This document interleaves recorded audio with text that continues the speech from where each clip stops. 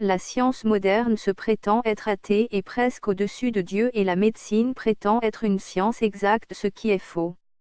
Beaucoup de médecins qui diagnostiquent des personnes décédées simplement en examinant le pouls et l'absence des battements de cœur se trompent parfois.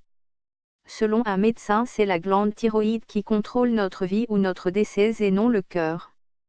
Jean Duchazot est un spécialiste de l'endocrinopsychologie qui s'appuie sur les travaux du docteur Jean Gauthier qui a démontré l'influence et le rôle de la glande thyroïde dans notre santé mentale et physique.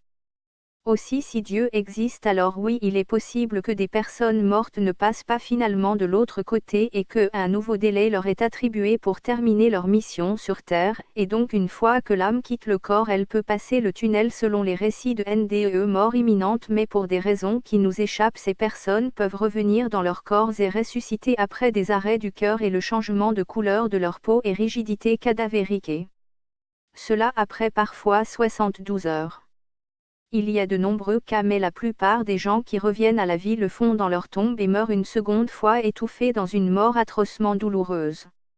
Il serait possible d'enterrer les morts avec un GSM, mais les ondes sous terre ne passent pas, reste le système d'une cloche reliée à une ficelle utilisée à Paris pour les nobles.